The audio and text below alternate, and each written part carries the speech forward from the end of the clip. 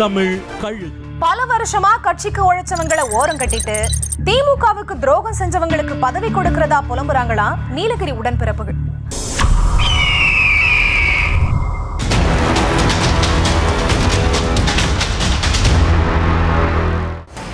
தமிழ்நாடு முழுக்க எல்லா மாவட்டத்திலையும் புதிய நிர்வாகிகளை நியமிச்சு தேர்தல் பணிகளை முடுக்கி விட்டுருக்கு திமுக.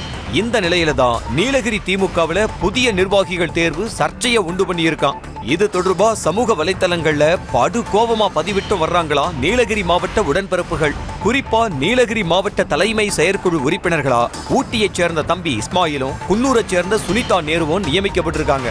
இதுல தம்பி இஸ்மாயில் தேமுதிகவிலிருந்து திமுகவுக்கு வந்தவர். கலைஞர் கருணாநிதி கைதானப்ப இவரு பட்டாசு வெடிச்சு கொண்டாடி இருக்காருன்னு சொல்றாங்க.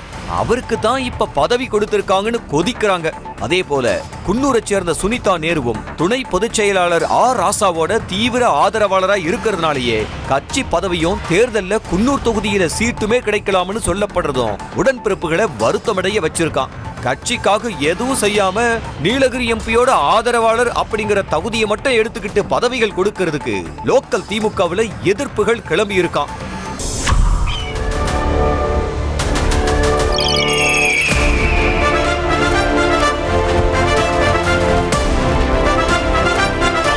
நியூஸ் தமிழ் கழுகு.